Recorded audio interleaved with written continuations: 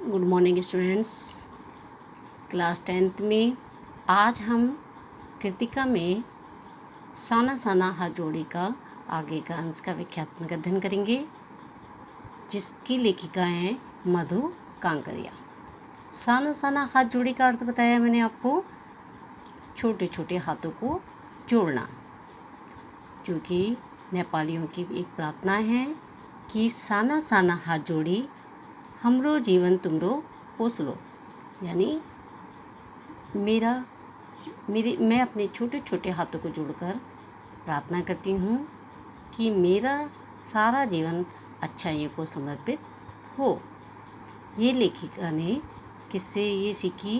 नेपाली युवती से एक प्रार्थना सीखी थी।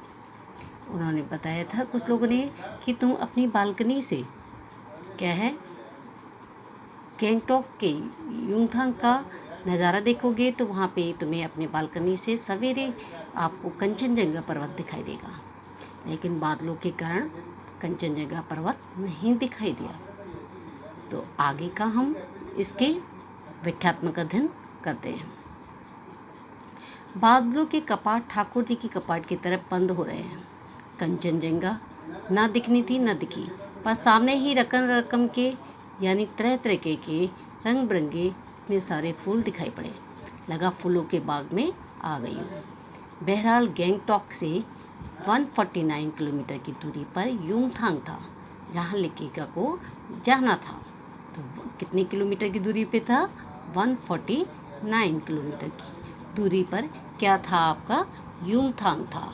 और कितने किलोमीटर पे था आपका? 149 पे।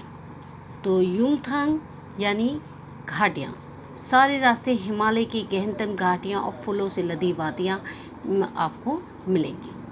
आपको वहाँ पे आगे का उन्होंने वर्णन किया है। आपको ड्राइवर कम गाइड जितेंद्र नार्गे ने मुझे बता रहा था, जो लेखिका के साथ था, वो ड्राइवर कम गाइड ज़्यादा था। तो जितेंद्र नार्गे मुझे बता रहा था कि क्या वहाँ बर्फ़ मिलेगी। लेखिका ने पूछा जितेंद्र नार्गे से, जो गाइड था उसका नाम था जितेंद्र नार्गे, तो वह ड्राइवर कम गाइड ज़्यादा था। तो उससे पूछा क्या वहाँ बर्फ़ मिलेगी। और जब ये हम जो है लेखिका इतनी प्रकृति की उसमें इतनी प्रसन्न हो गई, देखकर इतनी खुश हो गई, तो कहते हैं कि उन्होंने जैसे हम ऐसे उसमें आनंद लेना चाहते हैं प्रकृति का, तो ऐसे वो भी उसमें खो के उन्होंने अपनी बचकानी से प्रश्न पूछा कि क्या वहाँ बर्फ़ मिलेगी। बचकानी उत्साह से वो किससे पूछती हैं? जितेंद्र नार्गे से पूछती हैं। वो कहता है चलिए तो जगह जगह गदराए पाइन और धूपी के खूबसूरत नुकीले पेड़ों का जायजा लेते हुए हम पहाड़ी रास्तों पर आगे बढ़ने लगे कि एक जगह दिखाई दी कतार में लगी सफ़ेद सफ़ेद बौद्ध पातकाएँ माने झंडियाँ। यानी जैसे ही वो आगे गए तो उनको क्या है, बौद्ध पातकाएँ दिखाई दी, सफ़ेद रंग की, किसी ध्वज की तरह लहराती, शांति और अहिंसा का प्रतीक ये पातकाएँ, जिन पर मंत्र लिखे हुए थे। और नार्गे यानी जितेंद्र नार्गे जो गाइड था, उसने बताया यहाँ की बुद्ध की बड़ी मान्यता है। बुद्ध के यानी जो गैंगटॉक के लोग थे, बुद्ध धर्म को मानने वाले थे। तो वहाँ के लोग उन्होंने बताया यहाँ बुद्ध की बड़ी मान्यता है।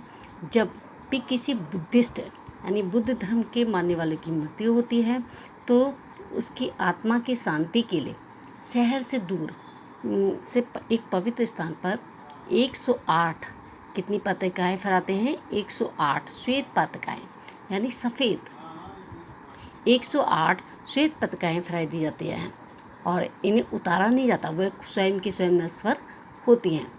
फिर उसके बाद उन्होंने कहा जब पताकाएँ शुरुआत में दी पताकाएँ लगा दी जाती हैं और फिर वो अपने आप नश्वर होती हैं। रंगीन पताकाएँ नार्गे बोलता जा रहा था कि जो रंगीन पताकाएँ होती हैं, जब कोई शुभ कार्य होता है तब रंगीन पताकाएँ फहराते हैं। और वे कैसे होती हैं? रंगीन पताकाएँ होती हैं। और के नार्गे बोलता जा रहा था कि मेरी नज़र उसकी जीप में लगी दलाई लामा की तस्वीर पर टिकी और जो बौद्ध धर्म के गुरु होते हैं वो दलाई लामा होते हैं। तो उनके गुरु का क्या नाम होता है? दलाई लामा। दुकानों पर मैंने दलाई लामा की ऐसी तस्वीरें देखी, सब जगह जो दुकानों पर थी वो दलाई लामा की तस्वीर थी। तो हिचकोले खाती हमारी जीप थोड़ी और आगे बढ़ी। हमने लोहावनी हंसी बिखेरते हुए जितेंद्र नार्गे बताता जा रहा था, इस जगह का नाम है कवि लोंग स्टॉक। क्या नाम है? कवि लोंग स्टॉक। यहाँ वो कह रहे हैं यहाँ गाइड फिल्म की शूटिंग हुई थी। तिब्बत के जिससे भवन में लेप्चाओं के सोमेन में कुछ देख के साथ यहाँ पे क्या हुआ था? संधि पत्र भी हुआ था जिसमें हस्ताक्षर हुए थे। एक पत्थर है यहाँ पे जो स्मारक के रूप में है, जिसमें लेप्चा और भूटिया जो जनजाति हैं उनकी यहाँ पे संधि हुई थी। सिक्किम के इन दोनों स्थानीय जातियों के बीच यहाँ पे सुदीर्घ में लंबे झगड़ों के बाद यहाँ पे शांति वार्ता हुई थी। कहाँ हुई थी? कवि लोंग स्टॉक में। और यहाँ गाइड फिल्म की भी शूटिंग हुई थी। तो कौन सी जातियाँ थी? लेप्चा और भूटिया। तो इनमें संधि हुई थी, काफ़ी लंबे समय से झगड़ा चल रहा था। उन्हीं रास्तों पर मैंने देखा कि एक कुटिया के भीतर घूमता चक्र भी था, और जिसको क्या कहते हैं? प्रेयर व्हील कहते हैं वो लोग। तो प्रेयर व्हील कहते हैं। तो कहते हैं कि मैडम पूछती हैं ये क्या है? तो उन्होंने कहा धर्म चक्र है, इसको प्रेयर व्हील कहते हैं, इसको घुमाने से सारे पाप हमारे धुल जाते हैं। तो धुल जाते हैं, और चाहे मैदान, तब लेखिका कहती हैं, चाहे मैदान हो चाहे पहाड़, तमाम वैज्ञानिक प्रकृति के बावजूद इस देश की आत्मा एक जैसी है। लोगों की आस्थाएं हैं, विश्वास हैं, अंधविश्वास हैं, पाप पुण्य की अवधारणाएं हैं और कल्पनाएं एक जैसी हैं। तो लेखिका ऐसा क्यों कहती है कि सबकी आत्मा एक जैसी ही है? तो ये उन्होंने कहा कि जो उन्होंने कुटिया में एक चक्र देखा था, तो लोगों का मानना था कि इस चक्र को घुमाने से हमारे पाप धुल जाते हैं। तो उसी प्रकार लेखिका को लगा कि चाहे हमारे समाज ने कितनी भी वैज्ञानिक प्रगति कर ली है, लेकिन फिर भी लोगों की सारे उसमें देखा, सारे भारतीयों की, सारे सबकी क्या है? विश्वास एक है। विश्वास और जो पाप पुण्य की आस्था है वो सब एक जैसा ही है, जिसके कारण उनको लगा कि क्या है? वैज्ञानिक प्रगति के बावजूद भी देश की आत्मा एक जैसी है। तो आपने आज जो गैंगटॉक का पढ़ा, गैंगटॉक में एक 149 किलोमीटर की दूरी पे युमथांग था, और जो लेखिका के साथ ड्राइवर कम जितेंद्र नार्गे गाइड था, और वो बताते जा रहा था कि यहाँ के लोगों के जो है बुद्ध धर्म को मानने वाले हैं।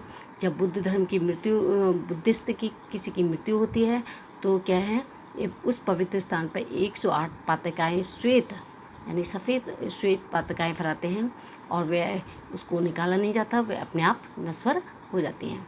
और जगह जगह उन्होंने उनके गुरु जो थे दलाई लामा, उनकी तस्वीरें देखी।